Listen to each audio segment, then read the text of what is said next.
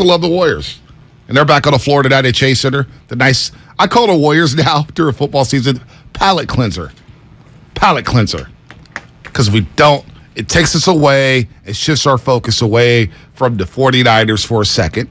And not that we want to shift our focus away from the 49ers, but when we discussed the 49ers, as the 650 said on the Xfinity Mobile text line at about 6:10 in the morning, you guys are always negative. You need positive affirmations. So we're going to sit on the positive affirmations of the NFC West is still attainable. They're one game behind the Seattle Seahawks. They're going to SoFi Stadium, which they're going to take over. We get to see Christian McCaffrey in the white number 23. There's positives. And then they get a bye week, which is a great positive. We all get a break for the 49ers. And now we set the stage for the Golden State Warriors. And the thing with the Golden State Warriors, it's about the rotation, right? The second unit, defense, transition points, who's going to play, who deserves minutes. So I'm excited to see this game against the Miami Heat tonight, Shasky. Against one of your favorites, Eric Spoelstra. You know I love Spoelstra. Filipino. Absolutely. Started cutting up film back in the day and has worked his way up the ranks. I believe married a cheerleader, too. He did. Married a Hito. Yeah, he just had his first kid maybe 2 or 3 years ago. No, he's got 2 kids now. Yeah, I know, but I'm saying like... Yeah. They're married and everything. And he was talking about how it wore on him as a head coach and whatnot, and he was still out there doing it. I believe him and Popovich, the 2 longest tenured head coaches... no doubt. In the NBA, even though Pop obviously had a bigger jump on him. Spoelstra does a really good job of making the most out of the least. Right now, they've got kind of a situation where a lot of people want to see them move off of Lowry and Duncan Robinson. And so there's a lot of different trade ideas out there. And one of them, I don't know if you were paying attention, was Russell Westbrook for Lowry and Duncan Robinson. Yeah, Lowry looked like he was in shape. But you know what? Westbrook would be a good fit down there in Miami. Him and Jimmy Butler, they'd get along? The one thing about Westbrook, he does play hard. Doesn't always play smart. Well, this is also going to be a really nice matchup of 2 guys that just got extensions from the same draft class, in Tyler Hero and Jordan Poole. And both were later picks, if you will. I think Tyler was 14th overall, maybe 13th overall. Yeah. And Jordan Poole was 28th. And it just goes to show you, defense is optional if you want to get a $130 million extension. And I'm just excited to see this particular matchup. Well, the members of the Miami Heat, the starters last night against the Portland Trailblazers, nobody played more than 29 minutes. Now it was Caleb Martin, one of the Martin twins. Nice. Who scored 16 points and had 8 rebounds. And they shot well last night against the Portland Trailblazers. 50%, but they've been off to a slow start. They're 2-3. They deal the Portland Trailblazers their first loss, but you got Jimmy Buckets, who, can be erratic from the three-point line, but he's one of the best two-way players, I believe, in the association. And he's an insane practice person. Insane practice player. And does he still have the long dreadlocks? No, I think he had a mustache too, and he did like that for the photos for the year. And I believe he got rid of those. So he just wanted to do it for the photos? Yeah, so that the rest of the year he has a goofy photo. That was kind of his little like inside joke. With the trance. Yeah. They also have Bam Adebayo, who I guess is, if Draymond Green is this evolutionary step forward, Bam Adebayo is somewhere on this evolutionary track as a guy who's a big, who can switch out on the perimeter, who's a positionless basketball player, very athletic, can facilitate offense. I think leaves the Miami fans wanting more on the offensive side. They want him to be that number 2 superstar. They're really on a great team. I think he could be a 3, that third will, not that second will. Exactly. I love Bam Adebayo's skill set. I do like his skill set a lot. He is solid. Kyle Lowry, we'll see what type of shape he's in. Remember Pat Riley called him out after the season. Was like, we're going to see what type of shape you're in. Because it's like he wasn't in shape last year. He looked awful. This Lowry's the guy who said that he would stand in line at a McFlurry at 2 a.m. And this is true. This is his words, not mine. And they wouldn't serve him because he wasn't in a vehicle. I know people who've tried to walk through the drive-thru without a car, and they deny you. What if a brother just wants to eat? Walk through the drive-thru. You're not going to serve me and take my money? Yeah, I find that a little ridiculous. That is a little ridiculous. All right, here's Steve Kerr. He joined Damon Arado yesterday, as he does every single week here at 95.7 The Game. Here's what Steve Kerr had to say about the Warriors' defensive issues.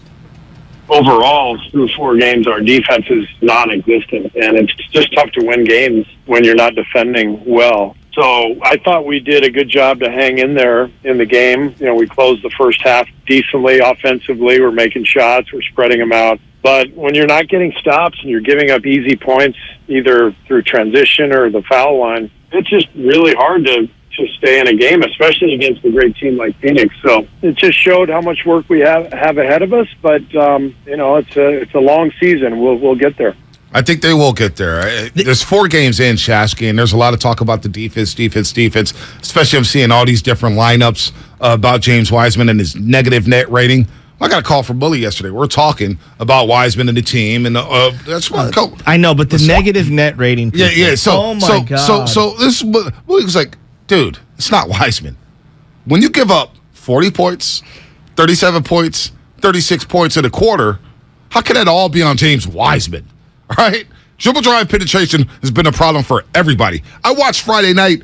Bones Highland cooked Dante DiVincenzo. Blew by him all day long. So now the help's got to collapse on him, and somebody's open on the weak side. It's not just James Wiseman. So these 2-man lineups with James Wiseman and the net ratings just picking out him like he's the worst defensive player in the league. All right, he's not a great defender right now. But we're ready to give up on a 21-year-old who could get buckets at will? Isn't that what the game is? What Bill Russell say? The game is about getting buckets. He gets buckets. Okay. It feels like analytics is now bleeding into the coverage of basketball. And what I mean is that when I watch a Warrior game now, we can't even have and this is where social media does just a terrible job. It's the 140 characters on Twitter. It's not a great way to consume, sports and whatnot. Right. We can't even have normal sports conversations anymore. Right. Now, this is the way people communicate their sports opinions. They take a screenshot of plus minus. They take a screenshot of offensive and defensive net ratings, and they post that on like it's some profound, exploration that they've come across. I've struck land. Look how smart I am as a basketball player. Let me tell you this right now.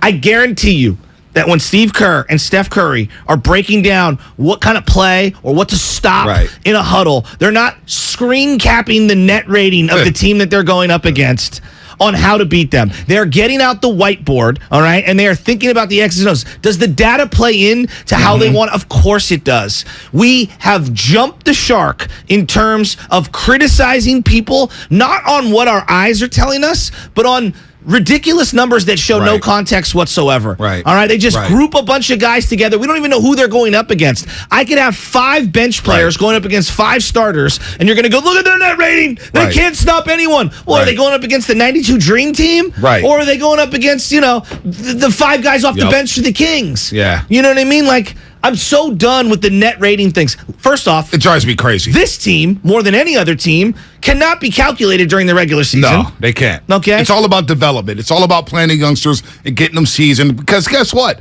In the playoffs, the rotation is going to be shortened to 7, 8, 9, and half these guys won't even be playing. I mean, it's October 27th. When's the first playoff game? Yeah, April. November, December, January, February, March, April. 6 months away. 6 months away. 6 months away. Now, does it look good right now? No, it doesn't look good. It's a work in progress. Here's the other thing. But they're not like the 11th seed Lakers that have to fight, scratch, and claw to get in. This is a team that can work it out on the fly. You're trying to get people feeling good about themselves and about their NBA spots. Like, I'm listening to Steiny and Goo, and they made a lot of great points. They're a championship core. Guys, everybody, it's October 27th. Yeah, you're not going to get me freaking out. And that's why I think the tone of our show on Warriors Pre- and Post-Game Live, we're hitting on the defense. We're talking about the critical points, but you got to ease into the season. It's a tone. It's like, look, we're not going to be screaming and yelling, oh, my God, they gave us 72 points in the first. I get it. They've given up 70-plus points in the first half in 3 straight games. It's also, they just got back from Japan. They're here at practice. It's a championship team that just ended playing in mid-June. I don't want them going, I want them playing hard. I want them practicing good habits. But this is the same thing we discussed last year. They were the 3 seed last year. Does anybody remember that? And everybody said, oh, my God, Memphis has home court in the second round. I don't care. The Warriors could be the 5 or 6 seed. Just finish in the top 6 because that guarantees you a couple things. One, it guarantees you don't have to play in the playing game. Don't have to play in the playing game. Then it guarantees you a best-of-7 series in the first round. And guess what? Nobody wants to play the Warriors in the first round of a playoff series. They will still game 1 on your home court or game 2, and then they'll come back home to Chase Center, win the next 2, and then they'll knock you out in 5 or 6. home court advantage no longer means anything for the Golden State Warriors. It does not. It really doesn't. They're a work in progress, and I'm not worried about where they're at right now. I just want guys feeling good. Right. I want certain roles to slowly get carved out and developed. And here's the irony, B.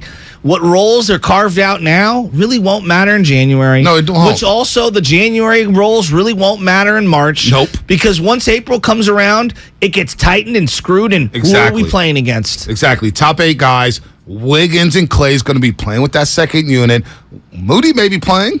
We'll see about Wiseman. We'll see about Kuminga. Did we know that Kevon Looney was going to drop 20 points in a playoff game? No, we didn't know he was going to grab 22 rebounds either. And be a crucial component for what they needed? I'm glad you brought up Looney because around this time last year, 5 games in, people were ready to start Bielitsa over Looney. Bielitsa is a great example. Like, that's the other thing when you talk about Wiseman. Like, Bielitsa had, 6 moments all season? I'm asking you sincerely. 6 moments. Right? Like, we've already seen more from Wiseman in 4 games than we saw from Bielitsa in No the doubt. six moments all throughout last No year. doubt. And Bielitsa was a giant liability defensively. Giant. Okay? We have carved out this lovable Mo Spates role. And we all love Mo Spates. And he was fun. He was a Right. lot of fun. Mo Spates couldn't guard a trash can. Yep. And I love Mo Spates. Why does James Wiseman have to come in Right. and be Bill Russell in his prime Right. day one? Now, I would want to know, because I'm seeing my family, Steiny said Warriors will not win as a 5th or 6th seed. Why not? Why does home court matter for this team? When your top 6 is Steph, Clay, Dre, Looney, Wiggins, Poole. Insert, I love Gary Payton II, but he had a couple moments in the playoffs. Remember, he didn't play a lot after. He broke his arm. He broke his arm. And against Boston, he had a couple moments. Yeah. At times, he was unplayable. I know. He He couldn't was shoot. hit or miss in the playoffs. Yeah. Otto Porter Jr. was hit or miss in the playoffs. Hit or miss. Bielitsa, hit or miss. So my top 6 guys in that lineup so far has been scoring at will. Wiggins, Poole, Curry, Clay, Draymond. Problem is they can't get stops. They will tighten up in the playoffs. Last year, when they started off 18-2, there was a guy by the name of Andre Iguodala who we were all like, oh my God, he looks like he's hit the fountain of youth. Right. And then we didn't see him for the rest of the year. The rest of the year. I mean, what did he do outside of the first 20 games? What did he, and I'm not ripping him, I'm saying sincerely, think of how dramatically different we viewed Andre Iguodala as he was getting ceremonial minutes in the final couple of claps of the finals versus the 6-month gap in between the first 20 games and what ended up happening at the end. I do wonder if anybody's worried about the Golden State Warriors. And there's a lot of hype. Oh, man, Wiseman. Oh, plus giving minus. up buckets. Plus minus. Plus minus. Plus minus. I get it. I get the plus minus. I don't give a damn about plus minus. We never cited on pre and post game shows for a reason. Because what if Steph is playing with Ty Jerome? Right? What if he's playing with Ty Jerome, Wiseman, Kuminga, and they get blown out by 15? All of a sudden, Steph Curry's got a minus 20. We're looking, oh my gosh, Steph Curry was a minus 20. Look at who he's playing with. I mean, last year, Otto Porter Jr. was awesome. And then he had like a 2-month stretch where he was horrible. And I love Otto Porter Jr. Otto Porter Jr. had a stretch where he hit like 5 threes in 2 months. We act like everything was perfect all year long. Yeah. What did Steph, Clay, and Dre played, like 5 seconds together in the regular season? They played 5 seconds together. No, I'm serious. No, I'm dead serious too. Yeah, what was it, like 12 seconds? They played the Boston game, which was like 8 minutes. Okay, 8 minutes before Curry got hurt with the Marcus Smart play. Exactly. I mean, guys, it's a marathon. Everyone out there, take a deep breath. They won a championship last year, the Warriors, and I get this last year. I'm going to play some sound about that from Steve Kerr. But they won a championship when they went into the playoffs knowing that Curry had missed 18 games, Draymond had missed 36, Clay hadn't come back until January 9th against the Cleveland Cavaliers, and there's all these moving parts. And what happened? They smoked the Nuggets at 5. They beat the Grizzlies in 6. They beat the Mavs in 5. And they ended up winning the championship against the Boston Celtics. All right? They're 4th in 8 years. So and the other thing about that too, and we actually have to beat everyone in the league. You only have to beat who you play against. But they started peaking during that last couple weeks of the season. Remember they lost to the Phoenix game at Chase Center. Yeah. Then they won the rest of their games, and it was like, all right, we're ready to roll. We're ready to roll. So anybody freaking out in the month of October? The month of October. It's just the key right now is health. and then getting the young guys feeling good about their game. Let them play. Well, yeah, you're going to have to see the growing pains. Again, we talked about this with Trey Lance. It's the same in basketball. When you are on a bad team and they just throw you the ball and you're allowed to, and Steiny was making some great points about how Kuminga would have been playing on the old version of the Warriors. Right. He would have already had a full year in his belt, and either he would sink or swim, and we will see. And maybe he develops bad habits like a Corey Maggette, and he's not a winning player, or maybe he's Anthony Randolph or something in between. Maybe he's good, maybe he's not. Now, obviously, they've got a championship, core, but this guy's trying to find a role on a good team. He's trying to play quote-unquote winning basketball, and he's trying to find himself in the league. Right. Hey, do I even belong? I know we all think that they belong, but sometimes you go out there and you're doubting yourself. Where do I even fit on this team? And that's not just Kuminga, Moody, Wiseman. And you know what? Moody's carving out a role for himself. Oh, he looks fantastic. And the thing is, Wiseman has only played 43 regular season games. Are we really going to make a determination on James Wiseman after 43 games? How did JaVale McGee become such a fan favorite? I know he was getting paid very little. He played 9 minutes a game, Shasky. That's what I'm saying. Honest to God, people pretend like he was Wilt. It's wild. And I love JaVale McGee. I love him too. He cracked me up. He played 9 minutes a game. Led the team in net rating 2 years in a row. Oh, my God. See, there you go. You are listening to 95.7 The Game. You're listening to 95.7. Not in that context. Thank you. You're listening to 95.7 The Game, kgmz-fm and AC1 San Francisco, always live on the free Odyssey app. Download the Odyssey app, your favorite 95.7 The Game for the best and most up-to-date sports coverage. And don't forget that you can also watch us every single day on our YouTube and Twitch streams. Just log out and search 95.7 The Game. Be sure to like and subscribe to the channel while you are here. I'm going to play more cuts real quick. Just 1 second before you move on. Could you imagine, like, Kobe, we can't play Rick Fox. Have you seen his net rating offensively when we're out there together? Yeah. We cannot play Derek Fisher because his defensive net rating when me and him are on the court is just not good enough. Yeah, no doubt. It's the way we talk about basketball is just absurd. The nerds are ruining sports. I've been saying this. Yeah, well, you know how I feel about that. Look, I'm a nerd. We're all nerds. We're kind of cool nerds. We're, nerdy, dorky, whatever. But people don't talk about basketball that way. No, nerds need to stop ruining the fun of sports. Thank you. Yeah. Nah, it's too much. The net rating stuff with Wiseman is too much. All of it. It's too much. I get it. He's not a good defender right now. He's not. The guy's also played 43 games. Now, can we speak about some of the... You want positives? I saw him alter some shots Tuesday night. I saw him go straight up without fouling. All right? The guy's learning. Bonta, Jokic is one of the best players in the NBA. Can't play a lick of defense. Can't play a lick of defense. Luka Doncic is one of the best players in the NBA. Can't play a lick of defense. And yet we're crushing the kid coming off the bench for why the team gives up 40 in a first quarter? Unbelievable. Take a cold bath.